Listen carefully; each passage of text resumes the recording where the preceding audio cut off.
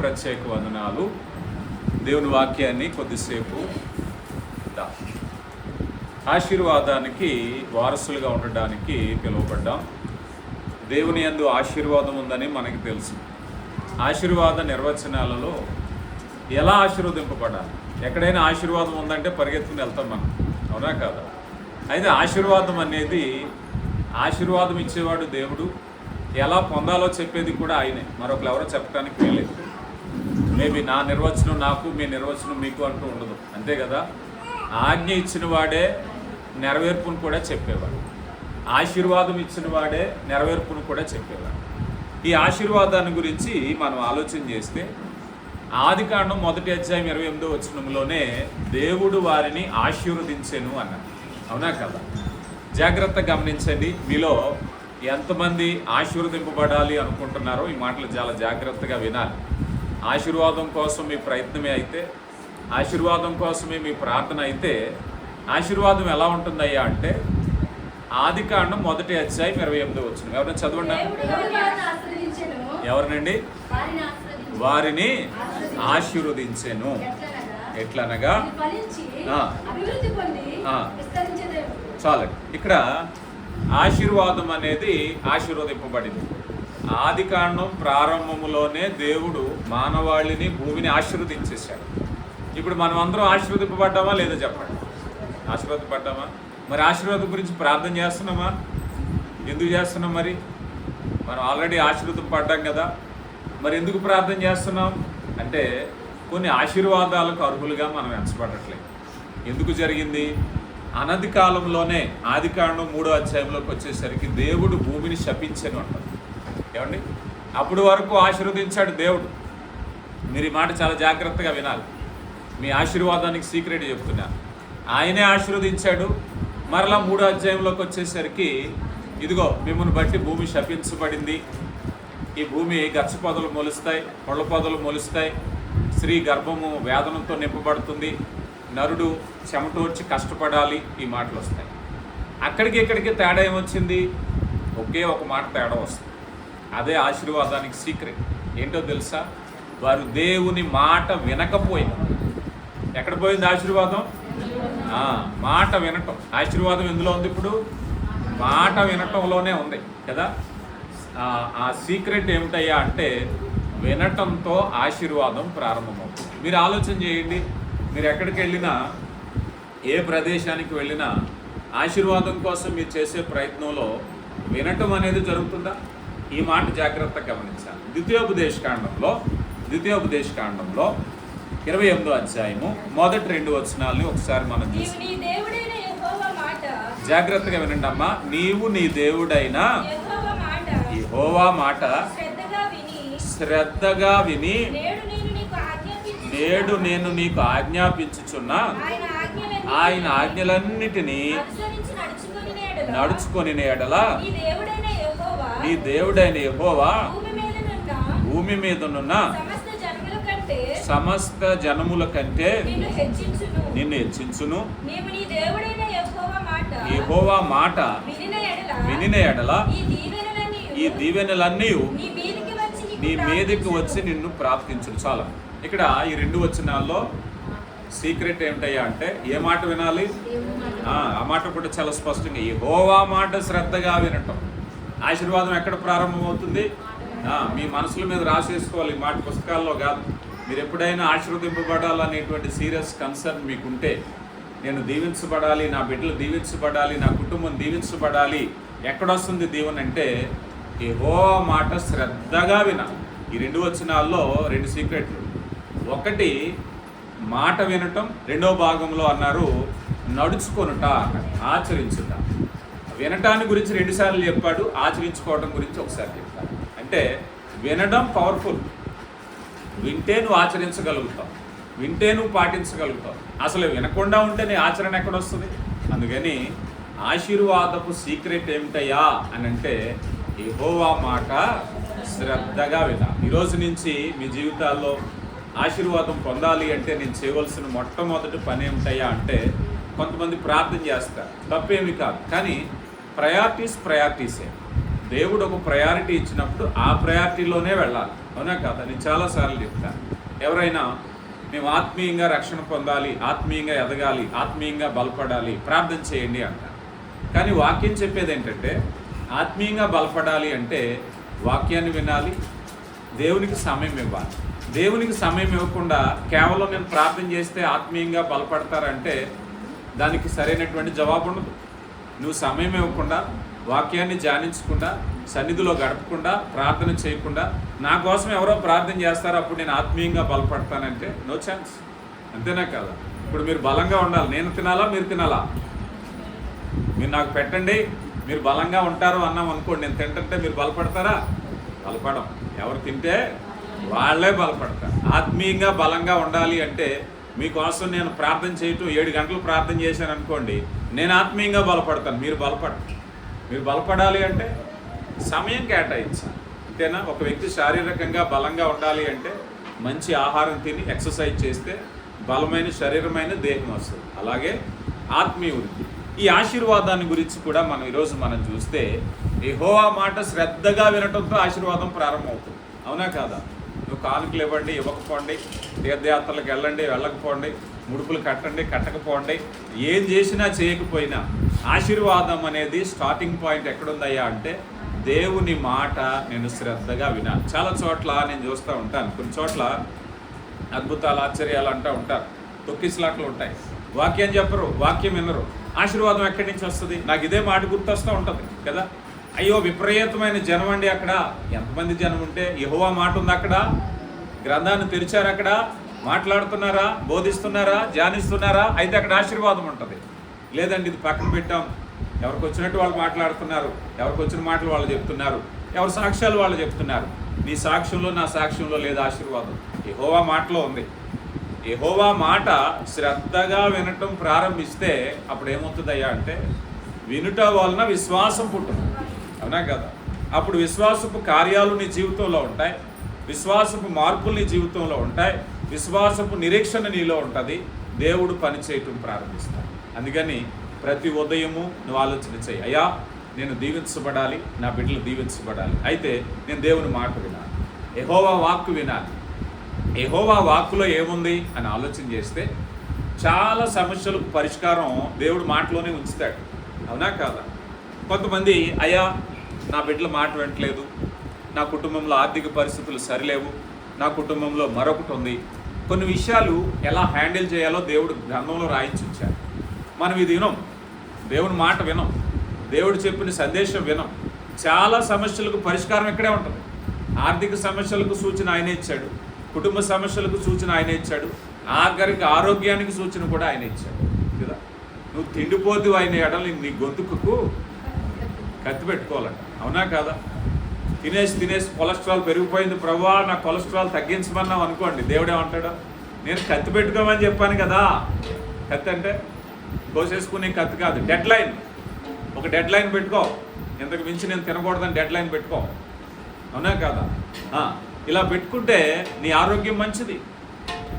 ఉదయకాల ధ్యానంలో మేము చేసాం, సామెతల గ్రంథం 4వ అధ్యాయంలోకి మనం 3వ అధ్యాయంలోకి వస్తే అదట దేవుని జ్ఞానం అట నీ సర్వశరీరమునకు ఆరోగ్యం కలగజేసి నీ ఎముకలకు సత్తు వస్తుందట. అప్పుడు అనిపిస్తుంది, ప్రభువా వాక్యం చదివితే ఆరోగ్యం ఏంటి ప్రభువా, వాక్యం చదివితే జీవం ఏమిటి ప్రభువా అనిపిస్తుంది. అవునా కదా? ఈరోజు చాలామంది వ్యసనాలతో తమ ఆరోగ్యాలను పాడు చేసుకుంటారు. దేహాన్ని చెరిపే 7 అంశాలు ఉంటాయి. అవునా కదా? మీలో ఎప్పుడైనా మీరు ఆలోచన చేయండి, దేహానికి చెరుపు కలిగించే 7 భయంకరమైన అలవాట్లు ఉంటాయి. కొన్ని మన పరిధిలోనే మాట్లాడతాం. మద్యపానం తాగేవాడు ఆరోగ్యాన్ని పాడు చేసుకుంటాడు, ఏమంటారు? పొగ తాగేవాడు ఆరోగ్యాన్ని పాడు చేసుకుంటాడు. ఇక ఇతరమైన బలహీనతలు, వ్యభిచార పాపాలు, ఇతరమైన శరీరాన్ని పాడు చేసుకుంటాడు. అలా కాకుండా ఈరోజు చాలామంది యవ్వన బిడ్డలు ఫోన్లు పట్టుకుని 1 గంట 2, 3 నేను ఈ గృహదర్శనాలకు వెళ్తూ ఉంటాను. యవ్వన బిడ్డలు కొన్ని ప్రాంతాలకు వెళ్ళడానికి నాకే భయం వేస్తూ ఉంటుంది. ఊరు పొలిమేరలో పట్టుకుని ఫోన్లు మాట్లాడుతూ ఉంటారు. ఆ సమయంలో రాత్రి 11, 12 ఏకాంతంలో ఊరావతలకు పోయి ఫోన్లు. ఇప్పుడు దేహాన్ని చెరుపు చేసేవి. సరైన నిద్ర లేకపోతే ఆరోగ్యం పాడైపోతే, అవునా కదా? చిన్న వయసులో అనారోగ్యాలు వస్తున్నాయా లేదా? అందుకే దేవుని వాక్యం చెప్పేది నీ సర్వశరీరానికి ఆరోగ్యం కలగజేసేదంటే దేవుని మాట వింటమే. దేవుని మాట వింటే నీ జాగ్రత్త చెప్తుంది, నీ ఆరోగ్యాన్ని చెప్తుంది. దేహానికి చెరుపు చేసే 7 రకాలైన ప్రమాదాల నుంచి కాపాడేది దేవుని వాక్యం. ఆరోగ్యం పాడైపోయాక ఇంగ్లీష్లో ఒక సామెత ఉంటుంది, prevention is better than cure. అంటే అనారోగ్యం వచ్చాక జాగ్రత్త పడే కంటే ప్రాథమికంగా ముందుగానే నువ్వు ఆరోగ్యం పొందుకోవాలి. అవునే కదా, జాగ్రత్త అనేది చాలా ముఖ్యం. ముందు జాగ్రత్త పడాలి. ఆరోగ్యం పాడైపోయాక లబోదిబ్బమంటే ఉపయోగం లేదు. ఆ డెడ్ లైన్ ఏదైతే ఉందో అది వాక్యం చెప్తూ ఉంటుంది. వాక్యాన్ని తరచి చదువుతుంటే ఎన్నో ఆశీర్వాదాలు బయలుపడుతూ ఉంటాయి. ఎన్నో ఆశీర్వాదాలు మన జీవితంలో అమలవుతూ ఉంటాయి. ఎన్నో మార్గాలు సరళం చేయబడుతూ ఉంటాయి. మనకు బుద్ధికి మించిన జ్ఞానం ఈ భూమి మీద మనిషి బ్రతకడానికి మనిషి జ్ఞానం జరిపోతే ఈ కష్టాలన్నీ ఎందుకు? అవునా కాదు? మనమే తెలివైన వాళ్ళు, మనమే జ్ఞానవంతులు. మరో చోట సామెతల గ్రంథంలో అంటారు కదా, నీ చదువును నీ జ్ఞానాన్ని నేను చెరుపువేతును అంటాడు. ఏమండి, మనం ఎంత జ్ఞానం కలిగినా ఎంత చేసినా ఒకరోజు దుఃఖపడేవాళ్ళు చాలా ఉన్నారు, ఏదో ఒక సమస్యలో పడేవాళ్ళు ఉన్నారు. అందుకే మనిషికి దేవుని యొక్క జ్ఞానం అవసరం. మనిషికి దేవుని జ్ఞానం అవసరం. నీ ఆరోగ్యంలో దేవుడి జ్ఞానం ఉండాలి. నీ ధన విషయంలో దేవుడి జ్ఞానం ఉండాలి. మనం అనుకుందాం, నా ఆరోగ్యాన్ని పరిపూర్ణంగా దేవుని ఆజ్ఞ ప్రకారంగా నేను కట్టుకున్నానని మనం చెప్పగలమా? మన ఆర్థిక విషయాలన్నీ దేవుని ఆజ్ఞ ప్రకారం కట్టుకున్నానని మనం చెప్పగలమా? సామెతల గ్రంథంలో మీరు పరిశీలన చేస్తే నీ పొదుపు గురించి ఉంటుంది, నీ ధనం గురించి ఉంటుంది, నీ కష్టార్జితం గురించి ఉంటుంది, నీ యజమానితో ఎలా ప్రవర్తించాలో, నీ ఉద్యోగం ఎలా చేయాలో కదా. ప్రసంగి గ్రంథంలో చక్కని మాట ఉంటుంది, అంటాడు కదా, నీ కోప దినమున నీ ఉద్యోగాన్ని విడిచిపెట్టద్దు. చాలామంది కోపం వస్తే ఒక్కసారిగా కోపం తెచ్చుకుని పటాపంచలు చేసి బయటకు వచ్చేయాలనుకుంటారు. నీ కోపం వచ్చిన రోజు నీకు నీ యజమానికి సంబంధం కాదు, అది నీకు నీ బిడ్డలకి సంబంధం. అవునా కదా? నువ్వు కోపపడి వచ్చేస్తావు, నీ మీద ఆధారపడిన బిడ్డలు ఉన్నారు, నీ మీద ఆధారపడిన కుటుంబం ఉంది. అంటే ఎంత దూరం ఉంటుంది? ఆ దూరమైనటువంటి స్థితిని మనం గమనిస్తే దేవుని వాక్యం అదే చెప్తుంది, ఆ లోతైన భావం. ఇందులో దేవుని వాక్యాన్ని మనం చూసినప్పుడు ఇక్కడ వినడము అంటే, వినడం అనే మాట 2 అర్థాలకు వస్తుంది. చెప్పాలి, వినడం అనే మాట 2 అర్థాలు. వినడం అంటే ఏంటి చెప్పండి? చెవులతో వినడం. అవునే కదా? కొంతమంది ఈ చెవితో వింటారు, ఈ చెవితో, అది ప్రమాదమే. వినటం అనే మాట ఒబీడియన్స్, విధేయత. మీరు సాధారణంగా అంటారు కదా పిల్లల్ని, ఈ పిల్లోడు నా మాట వినట్లేదని. వింటాడు, స్పష్టంగా వింటాడు, కానీ ఒబీడియన్స్ చూపించకపోవడం, విధేయత. అందుకని దేవుని మాట వినటం అంటే 2 అర్థాలు. 1 చెవులతో వినాలి, 2 విధేయతతో వినాలి. మొదటగా మనం చూస్తే అబ్రహామును మనం చూసినప్పుడు దేవుని స్వరాన్ని విన్నవాడు అబ్రహాం. అబ్రహామా, నీ తండ్రి ఇంటిని విడిచి నువ్వు బయలుదేరి నేను చూపించబోయే దేశానికి నువ్వు వెళ్ళు. ఇక్కడ అబ్రహాం 2 రకాలుగా విన్నాడు. ఎలా విన్నాడు? చెవులతోనే విన్నాడు. రెండో దేంతో విన్నాడు? విధేయతతో విన్నాడు. బయలుదేరుతున్నాడు. విధేయత యొక్క ముఖ్య ఉద్దేశం అదే. ఇక్కడ చాలా జాగ్రత్తగా గమనించాలి. దేవుని మాటలు విధేయతలో ఇక్కడ 2 ఉదాహరణలు చెప్తాను మీకు. 1, అబ్రహాము విధేయత చూపించాడు. అబ్రహాముతో ఇంకొకరు ఎవరు వచ్చారు చెప్పాలి? లోతు వచ్చాడు. లోతు యొక్క విశేషమైన విశ్వాసం ఇక్కడ చెప్పాలి. దేవుడు అబ్రహాముని పిలిచాడా, లోతుని పిలిచాడా? మరి లోతు ఎందుకు వెళ్ళాడు చెప్పాలి? లోతు చిన్నాన్న అవుతాడు అబ్రహాం. అయితే దేవుడు ఆజ్ఞకు లోబడి అబ్రహాం ఏం చేశాడంటే, నీకు నీ స్వజనులు కావాలా, నీ గ్రామం కావాలా, నీ బంధువులు కావాలా, నేను కావాలా? 2 ఆలోచనలు. లేదు ప్రభువా, నీ మాట ఆలకిస్తాను, అన్నీ విడిచిపెట్టి వస్తా. ఇప్పుడు లోతుకు కూడా అలాంటి నిర్ణయం తీసుకున్నాడు. లోతు మీ చిన్నాన్నతో ఉంటావా, మీ నాన్నతో ఉంటావా అంటే మా చిన్నానే కావాలన్నాడు. ఏమన్నాడు? మా చిన్నాన్నతోనే ఉంటాను, నాకు మా చిన్నానే ఎక్కువ. మా నాన్న లేకపోయినా, మా అమ్మ లేకపోయినా, మా ఊరోళ్ళు లేకపోయినా. అంటే చిన్నానికి కొడుక్కి ఎంత అవినాభావ సంబంధం ఉందో చూడండి. మా చిన్నాన్నతో వెళ్ళిపోతాను నేను, నాకు అవన్నీ వద్దన్నాడు, వెళ్ళిపోయాడు. వెళ్ళిపోతే విధేయత ముగింపు కోరుతుంది. ఈ మాట ఎందుకు చెప్పాలి? విధేయత ఎంతవరకు? కొన్నిసార్లు నక్క వినేమంటారు కదా, నటించినట్టు విన్నట్టుగా యాక్ట్ చేస్తూ ఉంటారు, కానీ పూర్తిగా వినరు. అయితే ఈ విన్న అబ్రహాం వెళ్ళి మరణం వరకు నమ్మకంగా ఉన్నాడు. ఎంతవరకు అండి? మరణం వరకు. లోతు ఒక ప్రదేశానికి వచ్చాక సొదొమ గొమొర్రా పట్టణం దగ్గరికి వచ్చేసరికి నిర్ణయాన్ని మార్చుకున్నాడు. నాకు అప్పుడే అనిపిస్తుంది, నువ్వు ఇంటికాడ నీకు ఎవరు కావాలంటే మా చిన్నాన్న ఉంటే చాలన్నావు కదా, నాకు ఎవరు వద్దన్నావు కదా, మరి ఇత్తలో మధ్యదారిలోకి వచ్చాక మా చిన్నాన్న వద్దని ఎక్కడికి వెళ్ళిపోతావు నువ్వు? సొదొమ గొమొర్రా పట్టణానికి ఎందుకు వెళ్ళిపోతావు? నీ నిర్ణయం ఏమైపోయింది? నీ ప్రేమ చల్లారిపోయింది. నీ ప్రేమ చల్లారిపోయింది. కడవరి వరకు విశ్వాసాన్ని కాపాడుకోలేకపోయాడు. అందుకే నష్టపోయాడు. ఆర్థికంగా నష్టపోయాడు, సాక్ష్యాన్ని కోల్పోయాడు, కష్టపడ్డాడు. ఆ సొదొమ గొమొర్రా పట్టణంలో పేతురు గారు అంటారు కదా, ఆ నీతిమంతుడైనటువంటి లోతు దినదినము బాధపడుచున్నాడు. ఎందుకని? డబ్బు ఉంది దేశంలో, దుబాయ్లాగా ఉంది, ఎటు చూసినా పట్టణమే, కానీ ఎటు చూసినా పాపమే. బయటికి వెళ్తున్నాడు, ఆ పాపాలు కళ్ళతో చూస్తున్నాడు, లోనికి వచ్చి ఏడుతూ బ్రతుకుతున్నాడు. అన్నీ ఉండి కూడా దేవుని ఆశీర్వాదం లేకపోతే అలాగే ఉంటుంది. ఆశీర్వాదం అంటే డబ్బు కాదు, ఆశీర్వాదం అంటే సంపద కాదు, ఆశీర్వాదం అంటే భూమి కాదు. నిస్సంతగా బ్రతకడమే ఆశీర్వాదం కదా. నిస్సంతగా బ్రతకడమే ఆశీర్వాదం. ఈరోజు లోకానికి అది తెలియట్లేదు. ఇది లేకపోతే అది, అది లేకపోతే ఇది, ఏదేదో అడుగుతాం. కానీ ఇప్పుడు మనిషి ఆశీర్వాదాన్ని అడగట్లేదు. దీనికి ఒక కథ చెప్తారు. ఒక రైతు ఒక మొక్క తెచ్చి పొలంలో వేసాడట. పొలంలో వేసి ప్రార్థన చేసి, దేవా ఈ మొక్కని ఇదిగో మేకలు తినేయకుండా కాపాడు ప్రభువా, ఈ మొక్కకి యూరియా తక్కువ కాకుండా కాపాడు ప్రభువా, ఈ మొక్కకి సూర్యరశ్మి తక్కువ కాకుండా కాపాడు ప్రభువా, లిస్ట్ అంతా చెప్పాడు. ప్రార్థన చేసి ఇంటికి వెళ్ళాడు. మరుసటి రోజు వచ్చేసరికి మొక్క చచ్చిపోయింది. దేదయ్యా ప్రార్థన చేసావు, మొక్క చచ్చిపోయింది, ఏమైంది? నీరు ఎక్కువైపోయింది అన్నాడు. నీరు ఎక్కువైపోయింది. మా మేకలు ఏం తినలేదు, ప్రార్థన చేశాను, కరెక్టే. సూర్యరశ్మి ఏం తక్కువ కాలేదు, కరెక్టే. యూరియా ఏం తక్కువ కాలేదు, కరెక్టే. దొంగలు ఎవరు అపహరించలేదు, కరెక్టే. నీరు ఎక్కువైపోయిందా? ఆ ప్రార్థనలో ఆ మాట చెప్పలేదా? అదే లేదు, చెప్పలేదండి. ఆ ఒక్క మాట కూడా చెప్తే బ్రతుకునేమో. నీ పని ఏం చేయాలో చెప్పడం కాదు, ఒక్క మాట అంటే మొక్క బ్రతుకుతుంది. ఏమని? దేవా ఈ మొక్కను కాపాడి బ్రతికించంటే చాలు. ఏం చేయాలండి? ఈ మొక్క నువ్వు కాపాడి బ్రతికించు ప్రభువా అంటే చాలు. నువ్వేం చేసావు? లిస్టు చదవడం మొదలెట్టి ఒకటి మర్చిపోయావు కదా. లిస్టు చదవడం మొదలెట్టి ఒకటి మర్చిపోయావు. సంపూర్ణ సమర్పణ అలాగే ఉంటుంది. సంపూర్ణ సమర్పణ. ఈరోజు మనిషి ఆశీర్వదింపబడాలంటే చాలా కుటుంబాల్లో నేను చూస్తాను, సంపన్న కుటుంబాల్లో నేను చూస్తాను. వాళ్ళు ఏమంటారు తెలుసా? దేవుడు అన్నీ ఇచ్చాడండి, మాకు ఏ కొదవ లేదు, ఇంట్లో మనశ్శాంతి లేదండి, మాకు ఏ కొదవ లేదండి, మాకు ఒకరికొకరు పడట్లేదండి. ఏం కావాలి నీకు? కనుక నీకు ఏం కావాలంటే యెహోవా ఆశీర్వాదం ఐశ్వర్యం ఇచ్చను. యెహోవా యందు భయభక్తులు కలిగి ఉండుట సకలాశీర్వాదాలకి కారణం. కనుక దేవుని యందు భయభక్తులు కలిగి ఉండటం అంటే నీ ఆశీర్వాదాన్ని నువ్వు డిఫైన్ చేయలేవు. యాకోబు నేను ఎలాగైనా ధనవంతుని అయిపోవాలనుకున్నాడు. యాకోబు అన్నగారిని మోసం చేసి, తండ్రిని మోసం చేసి, అవునా కాదా? ఈ రోజుల్లో కూడా నిరక్షరాస్యులైన తల్లిదండ్రుల దగ్గరికి వెళ్ళి కాగితాల మీద సంతకం పెట్టించుకునే పిల్లలు ఉన్నారా లేదా? సంతకాలు పెట్టించుకుని ఏదోలా గొప్ప అయిపోవాలి. కానీ యాకోబు ఆ నమ్మకం ఉందా? పద్దనరాము వెళ్ళాడు మేనమావ దగ్గరికి, కష్టమే కన్నీళ్ళే, కష్టమే కన్నీళ్ళే. ఏమైపోయిందయ్యా? నేను కాపాడిందా?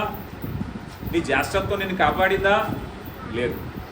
మరలా తిరిగి వస్తున్నావు, అన్నగారు చంపేస్తాడేమో అని భయం. అక్కడ ఆ భయం, ఇక్కడ ఈ భయం. భయం లేని బ్రతుకు ఎప్పుడయ్యా నీకు? నీకు కావాల్సింది డబ్బు కాదు, నిస్సంత ధైర్యం, మనశ్శాంతి.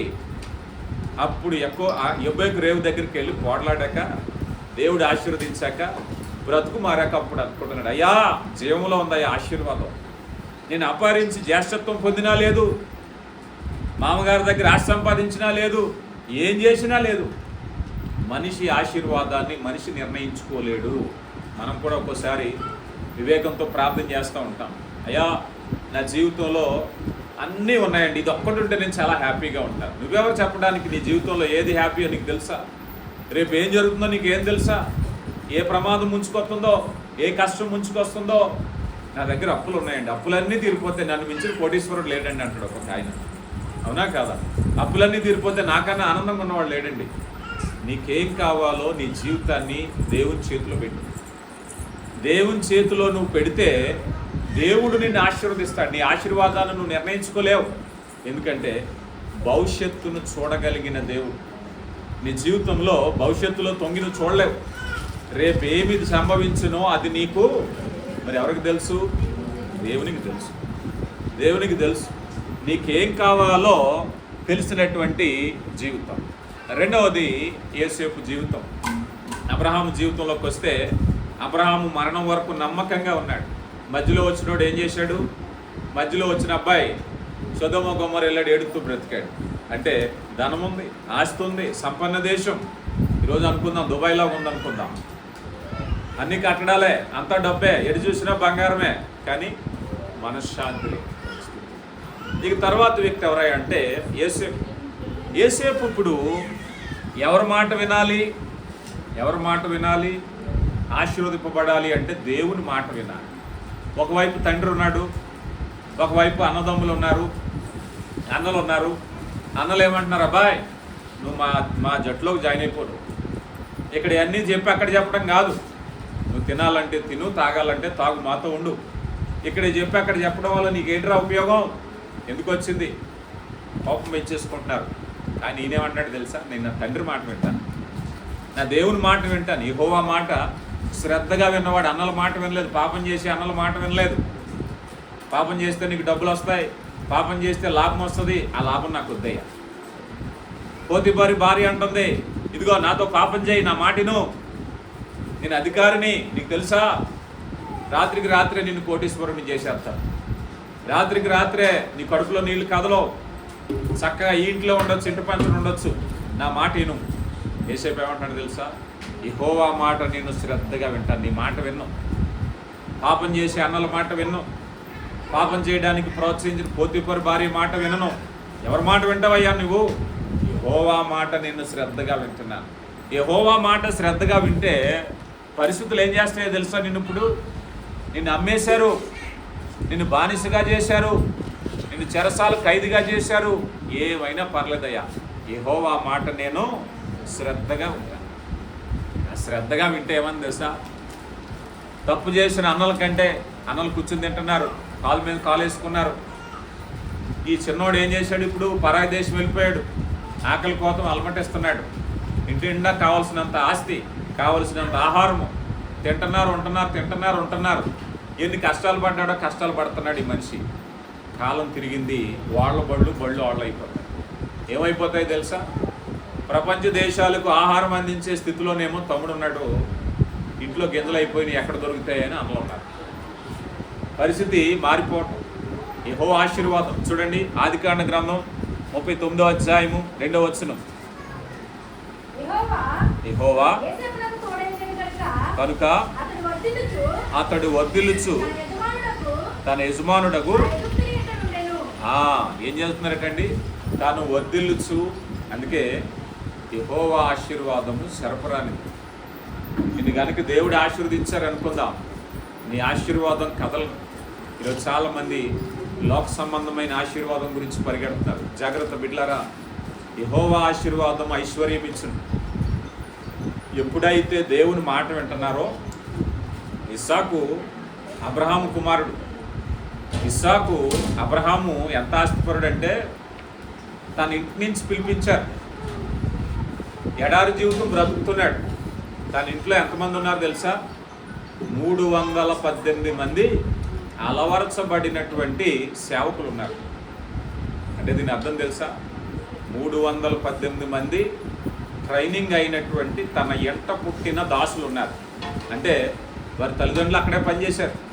వాళ్ళకు పుట్టిన బిడ్డలు, ఈ బిడ్డలు 318 మందికి భార్యలు ఉంటారు, 318 మందికి పిల్లలు ఉంటారు. ఎక్కువ తక్కువ మీరు ఒక 2000 మంది వేసుకోండి. మీరు ఎప్పుడైనా మీ ఇంట్లో పెళ్లి చేశారా? పెళ్లి బాధ్యతలు ఎత్తుకున్నారా? మీరు ఎప్పుడన్నానే ఒక 500 మందికి భోజనం పెట్టాలంటే, ఒక 1000 మందికి భోజనాలు పెట్టాలంటే ఎలా ఉంటుందో మీకు అనుభవం ఉందా?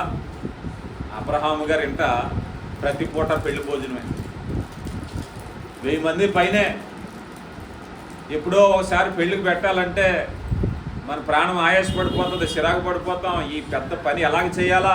1000 మందికి భోజనాలంటే ఏదెక్కడ తేవాలి, టెంట్ ఎక్కడ, సామానం ఎక్కడ, గిన్నె ఎక్కడ, పొయ్యి ఎక్కడ, కంగారి. కానీ అబ్రహాము గారి ఇంట్లోనట రోజుకి 2000 మంది భోజనం.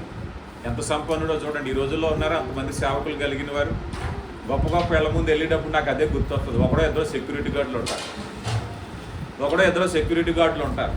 ఒక డ్రైవర్ ఉండొచ్చు, లేకపోతే వంట మనిషి ఉండొచ్చు, లేకపోతే ఎవరో ఉండొచ్చు. దగ్గరగా 2000 మంది సేవకులు ఇంట నిండా ఉండటమే. 2000 మందికి ఇప్పుడు ఏం చేయాలి? వంట ఉండాలంటే పెద్ద వంటశాల ఉండాలి, అవునా కాదా? పెద్ద వంటశాల ఉండాలి. ఈ వంటశాలలో పిల్లలకి, పీతలకి, పెద్దలకి, ముసలోళ్ళకి అందరికీ వంటే, రోజు వంటే. ఎక్కడి నుంచి వచ్చింది ఇంత ఆశీర్వాదం? స్థిరమైన నివాసం లేదు, ఎడారిలో సంచారమే. యెహోవా మాట శ్రద్ధగా వినటం వల్ల. లోతు సంపాదించుకున్నాడు, కావాల్సినంత ఆస్తి వచ్చింది, ఇల్లు కొనేసుకున్నాడు, ప్లాట్ కొనేసుకున్నాడు, ఇల్లు కట్టేసుకున్నాడు. ఇల్లు బాగానే ఉంది. ఎంతవరకు స్థిరపడిపోయాడు తెలుసా? లోతు సొదొమ గొమొర్రా వెలుపల ఆ గుడారం వేసుకున్నాడట, ఊరు బయట వేసుకున్నాడట. ముందు ఊళ్ళోకి వెళ్ళలేదు, ఫస్ట్ బయట వేసుకున్నాడు. ఈ ఊళ్ళో ఉన్న అమ్మ, తమ్ముడు, అన్న వెళ్ళారు, మాట కలిపారు. ఇక్కడ ఉన్నావే, బయట ఉన్నావే, మేము పరాయేళ్ళమా రా. పాపం ఎంత తీగా ఉంటుందంటే, పాపం మనిషిని లాగుతుంది. ఊళ్ళోకి వెళ్ళిపోయి ఊరి మధ్యలో చక్కని ఇల్లు కట్టేసుకున్నాడు. ఆ లోతు ఈ సొదొమ గొమొర్రా గవిని ఎదుట కూర్చున్నాడు. గవిని ఎదుట ఎవరు కూర్చుంటారు తెలుసా? అధికారులు కూర్చుంటాడు. వార్డు మెంబరో, కౌన్సిలరో, ప్రెసిడెంటో ఏదో పోస్ట్ వచ్చేసింది మొత్తం మీద లోతుకి. అంటే లోతు ఇంక అంతకంతకు లోకంలో కలిసిపోతున్నాడు. అబ్రహాముని దేవుడు కాపాడుతున్నాడు. ఏం తెలుసా? నువ్వు లోకంలో కలవద్దయ్యా, నువ్వు ఎందుకు ప్రత్యేకంగా ఉండాలి తెలుసా? నువ్వు ప్రత్యేక జన్మ అవ్వాలి. నువ్వు ఒంటరిగా పిలిచి వండుకోండి అనుకోవద్దు. నీకు గర్భఫలం లేదన్నది. ఎందుకంటే నీ సంతానము అంతకంతకు విస్తరింపబడాలి. నీ సంతానంలోంచి రాజులు రావాలి, నీ సంతానంలోంచి మెస్సయ్య రావాలి, నీ సంతానం ద్వారా భూమి యొక్క జాతులన్నీ రక్షింపబడాలి. అందుకోసం నువ్వు జనంలో కలవద్దు. నువ్వు ప్రత్యేకింపబడిన వ్యక్తిగా. ఈ మనిషి ఎక్కడికి వెళ్ళిపోయాడు? సొదొమ గొమొర్రాలోకి వెళ్ళిపోయాడు, ప్లాట్ కొనేసుకున్నాడు. ఏదో పంచాయతీ, ఏదో మొత్తం మీద ప్రెసిడెంట్ ఏదో పోస్ట్ ఇచ్చారు, గవిని దగ్గర కూర్చుంటున్నాడు లోతు. ఇదేదో బాగుంది అనుకుంటున్నాడు. కానీ ఒక రోజు వచ్చింది, దేవదూతలు వచ్చి ఏం చెప్పారు తెలుసా? లోతా, నీ మీద గౌరవం ఉంది కనుక నువ్వు ఏది సంపాదించుకున్నావో, ఏది కట్టుకున్నావో వెనక్కి తిరిగి చూడకుండా వెళ్ళిపో, అంతే. అంతటితో అయిపోయింది. ఆ దేవుడిచ్చిన ఆశీర్వాదం కాదు అది. నువ్వు బలవంతంగా సంపాదించుకున్నావు, నువ్వు కాని చోట సంపాదించుకున్నావు, దేవుని వద్దన్నది సంపాదించుకున్నావు. నువ్వేం చేయాలో తెలుసా? వెనక్కి తిరగకుండా వెళ్ళిపో. నువ్వు బ్రతకాలి అంటే ఇదే కండిషన్ నీకు. లేదు ప్రభువా, నేను ఇల్లు కట్టుకుంటాక ఎంతకాలం అయింది, ఈ ఆస్తిని, ఈ పొలాన్ని, ఈ బంగారాన్ని, బీరువాలో ఉన్న ఇంకొకటి, బ్యాంకులో ఉన్న డబ్బు, నా పదవి, ఏదైనా అక్కడ వదిలే, అంతే. దేవునికి ఇష్టం లేదు. వెనక్కి తిరగకుండా వెళ్ళిపో. భార్యకి మనసంతా బాధగా ఉంది. బీరువాలో ఉన్న చీరలు ఉన్నాయి, బీరువాలో ఉన్న బంగారం ఉంది, బీరువాలో పోపుల డబ్బాలో పెట్టినటువంటి డబ్బులు అక్కడే ఉన్నాయి. ఎక్కడెక్కడో దాస్తారు కదా. ఈ బీరువాలో ఆ కింద చీరలో ఆ కింద పెట్టాను 4 నోట్లు అవి అక్కడే ఉన్నాయి. ఇది ఇక్కడే ఉంది. పోపుల డబ్బాలో మన వచ్చిన సిల్లర్ అంతా అక్కడే ఉంది. మనసు పరితాపం పట్టట్లేదు. వెళ్తుంది కానీ మనసు అక్కడే, వెళ్తుంది కానీ మనసు అక్కడే. ఇక ఊరుకోలేక, మమకారం సావలేక ఒకసారి వెనక్కి తిరిగింది, అక్కడే ఉండిపోయింది. ఏదైతే దేవుడు వద్దన్నాడు, వినగల చెవి అబ్రహాము పూర్తిగా విన్నాడు కనుక, అబ్రహాము ఆస్తి ఎంత ఆస్తి అంటే విస్తారమైనటువంటి ఆస్తి కలిగినవాడు, సంపద కలిగినవాడు. ఈ మాట ఎందుకు చెప్తున్నానంటే, దేవుని మాట విన్నవాడి జీవితం. ఒక ప్రాంతంలో ఉన్నాడు, అబీమెలెకు రాజు దగ్గర ఉన్నాడు. అబీమెలెకు రాజు ఏం చేశాడంటే, ఈయనేంటండి ఎక్కడి నుంచో వచ్చాడు, అంతకంతకు పెరిగిపోతున్నాడు, మన దగ్గర సైన్యం కంటే వాళ్ళ ఇంట్లో పనులు ఎక్కువ మంది ఉన్నారు. ఏమంటారు? రాజు దగ్గర సైన్యం కంటే అబ్రహాం గారి దగ్గర పనులు ఎక్కువ ఉన్నారు. పువ్వు అంటే కొట్టిలాగా ఉన్నాడు, డబ్బుకు చూస్తే డబ్బు ఉంది, పట్టిందల్లా బంగారమే, ఎక్కడ తవ్వితే అక్కడే నీళ్ళు వచ్చేస్తున్నాయి. మనం 16 చోట్ల తాగినా ఉప్పు నీళ్ళు పడుతున్నాయి కానీ మంచినీళ్ళు పడతలేదు. వాళ్ళ సేవకులను ఏలెట్టి చూపించి ఎక్కడ తవ్వండి అబ్బాయి అంటే మంచిళ్ళే, ఎక్కడ తవ్వమంటే అది మంచిళ్ళే, పిల్లలన్నీ సంతానమే, అంతా వృద్ధే. భయపడ్డాడు. ఇలాంటి భయపడుతూ బ్రతకాలి. ఎందుకు వచ్చింది గొడవ? అతని దగ్గర బలం ఉంది, అతని దగ్గర ధనం ఉంది, అతని దగ్గర దేవుని ఆశీర్వాదం ఉంది కనుక భయంగా బ్రతికాడు. తేడా వచ్చిందని అబీమెలెకు ఇంట్లో ఉన్న స్త్రీలందరూ గర్భాలు మూసేశాడు దేవుడు. భయం వచ్చింది. కాలం గడిచింది, అబ్రాహాము చచ్చిపోయాడు. చనిపోయాక కొడుకు బయలుదేరాడు. ఇప్పుడు సైన్యాధ్యక్షుడిని రాజు అనుకుంటున్నారు. బాబున్నంతసేపు భయంగా బతుకాం. కొడుకు బయలుదేరుతున్నాడు. ఇప్పుడు అయ్యా బతుకులా, ఓ పని చేద్దాం, కొడుకుని తరిమేద్దాం. కొడుకుని తరిమేస్తే మనకి ఏ బాధ లేదు. సరే, ఊరు అట్టుకుని పొమ్మన్నారు బయటికి. ఎడారిలోకి వెళ్ళిపోయాడు ఇస్సాకు. మాట వినాలి. మాట వినడంలో ఆశీర్వాదం. ఎడారిలోకి వెళ్ళిపోయి తండ్రి తవ్విన బావులు అక్కడే ఉన్నాయి. తండ్రి సంపాదించిన ఆస్తి భూములు అన్నీ అక్కడే ఉన్నాయి. వదిలేసి ఎడారిలోకి వెళ్ళి ఏం చేస్తాడు? కానీ ఇస్సాకుకు తెలుసు, ఆ బావుల్లో లేదయ్యా ఆశీర్వాదం, ఆ పొలాల్లో లేదయ్యా ఆశీర్వాదం, ఆ కట్టడాల్లో లేదయ్యా ఆశీర్వాదం. ఎక్కడుంది ఆశీర్వాదము? యెహోవా మాట వినటం వల్ల ఉందయ్యా నాకు తెలుసు. ఎడారిలో విత్తనం విత్తగా 100 అంతల ఫలం వచ్చిందట. అన్నీ పోయినా దేవుడు ఆ మొద్దును చిగురించగలిగిన దేవుడు. నువ్వేది కోల్పోయినా నువ్వు బాధపడొద్దు. దేవుని ఆశీర్వాదం నీ మీద ఉంటే మరలా ప్రారంభిస్తాడు దేవుడు. కోల్పోయిన ఐశ్వర్యమైనా, కోల్పోయిన పేరైనా, కోల్పోయిన ఏదైనా నువ్వు భయపడాల్సిన పని లేదు. దేవుని మాట వింటే దేవుడు మరలా నిన్ను హెచ్చింప చేయడానికి ఇష్టపడుతున్నాడు కదా. దేవుని ఆశీర్వాదం 100 అంతల ఫలం వచ్చింది.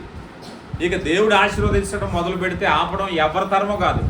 అంతకంతకు ఆశీర్వాదం పెరిగిపోయింది. మళ్ళీ రాజు ఏమన్నాడో తెలిసి మళ్ళీ బలవంతుడైపోయాడు అబ్బాయి. ఏం చేద్దాం? సైన్యాధ్యక్షుడు ఏమీ లేదు చేయడానికి. వెళ్ళి చేతులు పట్టుకుని సమాధానం పడదాం రా, గొడవ పెట్టుకుని ఉపయోగం లేదు. కళ్ళ ముందు దూరం చేద్దాం అనుకున్నాం, కళ్ళ ముందు దేవుడు గొప్పని చేసేసాడు. ఇక మనం ఏం చేయలేము రండి. అప్పుడు మరలా వచ్చి అంటున్నాడు, అయ్యా ఇస్సాక, అయిందేదో అయిపోయింది. నీ తండ్రితో మేము సమాధానంగా ఉన్నట్టు మీతోనూ కూడా సమాధానంగా ఉంటాం. గొడవద్దు, గొడవ నెరపలేదు. కనుక దేవుని బిడ్డలారా, ఆశీర్వాదం అనేది వినటంలోనే ఉంది. మీరు ఎప్పుడైనా గమనించండి, ఆశీర్వాదము వినటంతో ప్రారంభించబడుతుంది. ఏసేపు వినటం ప్రారంభించాడు. అయ్యా ఈ స్త్రీ మాట వింటావా? దేవుని మాట. నా దేవుని మాట వింటా. అన్నల మాట వింటావా? లేదు దేవుని మాట వింటా. ఏ స్థాయికి వెళ్ళిపోయిందంటే ఇంట్లో గింజలు అయిపోయినాయి, సంచట్టుకుని తిరుగుతున్నారు అన్నయ్యలు ఊరు వాడాను. ఎక్కడ దొరుకుతుంది తినడానికి తిండేస్తారు. దేశాటం చేస్తున్నారు. ఈయన ఎక్కడున్నాడో తెలుసా? ఐగుప్తులో సింహాసనం వేసి కూర్చున్నాడు. అబ్బాయి, ఏ దేశం ఏ ప్రజలైన ఆహారం లేకపోతే నా దగ్గరికి రండి, నేను ఇస్తాను. కుటుంబాలకు కాదు, మనుషులకు కాదు, దేశాలకు ఆహారం పెడతాను. దేవుని హెచ్చింపలం. ఆలస్యం అవుతుందేమో విచారించవద్దు, కృంగిపోవద్దు. నీ ప్రార్థన ఆలస్యం ఏమవుతుంది? నువ్వు చేయవలసిందల్లా దేవుని మాట శ్రద్ధగా వినటం ప్రారంభించు. ప్రభువా, నీ మాటలో జీవం ఉంది, నేను నమ్ముతున్నాను. మనుషులు చెప్తారు చాలా సలహాలు, పక్కన పెట్టేసాయి. మనుషులు తప్పుదారి పట్టిస్తారు, మోసం చేయమంటారు, అబద్ధం ఆడమంటారు, దొంగతనం చేయమంటారు. లేదు, లోతు జీవితంలో ఏం జరిగిందో మాకు తెలుసయ్యా. అది నిలబైంది కాదు, ఒక స్థిరమైన కట్టడంగా దేవుడిని కట్టాలని ఇష్టపడుతున్నాయి. ఈరోజు నీ జీవితంలో కూడా దేవుని పని ప్రారంభించాలి అంటే ఇక మీదట నువ్వు చెవులారా దేవుని వాక్యం, మనసారా లోబడ్డం నేర్చుకో.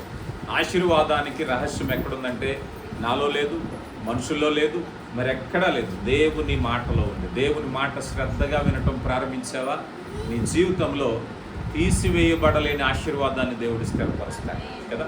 మన 37వ సంకీర్తనలో ఒక మాట ఉంటుంది, దుష్టుడట వాడు నిలిచిన తోడనే పచ్చని చెట్టు వల్లే విస్తరిస్తాడట. అప్పుడు వాడిని చూసి వ్యసన పడతాం, అయ్యో వీడు దుర్మార్గాలు చేశాడు, మోసాలు చేశాడు, వీడే బాగున్నాడు అంటారా లేదా? దొంగతనం చేసినోడే బాగున్నాడండి, చెడ్డ పని చేసినోడే బాగున్నాడు, న్యాయం వెళ్ళినోడు బాగోలేదంటే వెంటనే అంటారు, ఒకడు వెళ్ళి చూడగా వాడు హఠాత్తుగా లేకపోవడం. పచ్చగా ఉంటారట, విస్తారమైన చెట్లాగా. ఈరోజు చూస్తూ ఉంటాను చాలామంది మోసంతో వచ్చి వాళ్ళ సోపులు శృంగారాలు మనం చూడలేము, వాళ్ళ అడావడి చూడలేము. చాలామంది నేను నా అనుభవంలో తెలుసు, చేసేది మోసం, మళ్ళీ దేవుడు మమ్మల్ని ఆశీర్వదించారంటారు. అవునా కాదా? మన ముఖం మీద అంటూ ఉంటారు, అంటే ఏంటి? దేవుడు నిన్ను ఆశీర్వదించలేదు, నన్నే ఆశీర్వదించాడు, నువ్వు కరెక్ట్ కాదు, నేనే కరెక్ట్ అని.